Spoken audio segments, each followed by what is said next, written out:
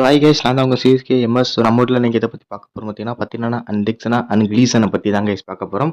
So நம்மளோட channel இது வரைக்கும் சப்ஸ்கிரைப் பண்ணாலும் சப்ஸ்கிரைப் பண்ணி பெல்லைக்கான ஆளில் போட்டுக்கோங்க. ஸோ வாங்க வீடியோ வரட்டி போயிடலாம். ஃபர்ஸ்ட் ஆஃப் ஆல் பத்தினானா அண்ட் டிக்ஸனா பற்றி பார்த்துடலாம்.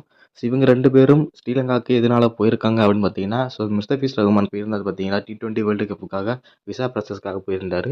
ஸோ இதுக்காக தான் இவங்க ரெண்டு பேரும் வந்து விசா ப்ராசஸ்க்காக போயிருக்காங்க.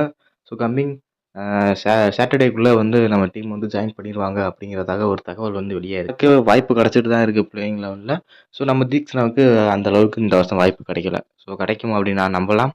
ஓகேவா? ஸோ அடுத்து கிளேசனை பற்றி பார்த்துடலாம். நம்ம முஸ்தபிஸ் பார்த்தீங்கன்னா போன மேட்ச் செம்மையாக அடி வாங்கியிருந்தார். ஸோ வந்து எல்லோரும் அவரை அசால்ட்டாக நினைக்காதீங்க. செம்மையாக அடி வாங்கியிருந்தார். அவரை பற்றி தப்பாக பேச வேணாம். ஸோ அது வந்து என்ன பிச் அப்படின்னு வந்து பார்த்தீங்கன்னா, செகண்ட் ஹாஃபில் டியூ அதிகமாக இருந்துச்சு கைஸ். நீங்கள் மேட்ச் பார்த்துருந்தா கண்டிப்பாக தெரிஞ்சிருக்கும். அந்த மாதிரியான ஸ்டேஜில் எந்த பவுலரை கூட்டியிருந்தாலும் இதே மாதிரி தான் அடி வாங்குவாங்க. ஓகேவா? ஸோ என்ன ஒன்று அவர் மேலே ஒரு தப்பு அப்படின்னா, அந்த நோ பால் போட்டிருக்க வேண்டாம். ஓகே, நடந்தாலும் நடந்துருச்சு. ஸோ கிளீசனை பற்றி அதுக்கப்புறம் அவர் வந்து இந்த மேட்ச் அடி வாங்கினதுக்கப்புறம் கிளீசனை பற்றி பேச ஆரம்பிச்சிட்டாங்க.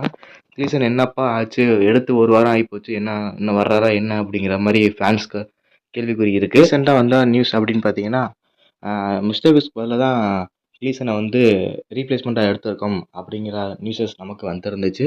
ஸோ இப்போ வந்து பார்த்தீங்கன்னா வந்து ஃபேமிலியோட டைம் ஸ்பெண்ட் பண்ணிட்டு இருக்காரு. கண்டிப்பாக வந்து அவர் வந்து SRH மேட்சுக்குள்ளே வந்தால் நல்லாயிருக்கும். ஸோ நீங்கள் என்ன நினைக்கிறீங்க அப்படிங்கிறத மறக்காமல் கமெண்ட் பண்ணுங்கள். ஓகேவா? அவர் வந்தாலும் வந்து வாய்ப்பு கிடைக்குமா? அவர் வந்து ஃபிஸ்ஸு போனதுக்கப்புறம் தான் வாய்ப்பு கிடைக்கும் அப்படிங்கிறத நான் நினைக்கிறேன். ஓகேவா? ஸோ ஏன்னா ஓவர்சீஸ் பிளேயர் 4 பேர் இருக்காங்க. ஸோ அவங்க இல்லாமல் நம்ம வந்து விளையாட முடியாது. அந்த 4 பேரை வச்சு தான் விளையாட முடியும். ஸோ ஓகேவா?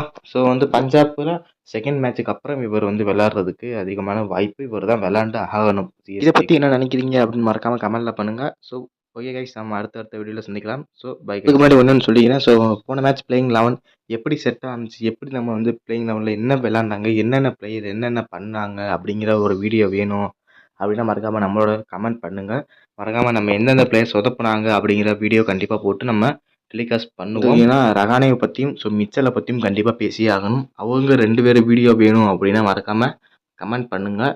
ஸோ சர்துல் தாக்கூர் 3 பேர் வீடியோவும் நம்ம வந்து சேர்த்து போடலாம். மறக்காமல் நீங்கள் வந்து கமெண்ட் பண்ணணும். ஓகே.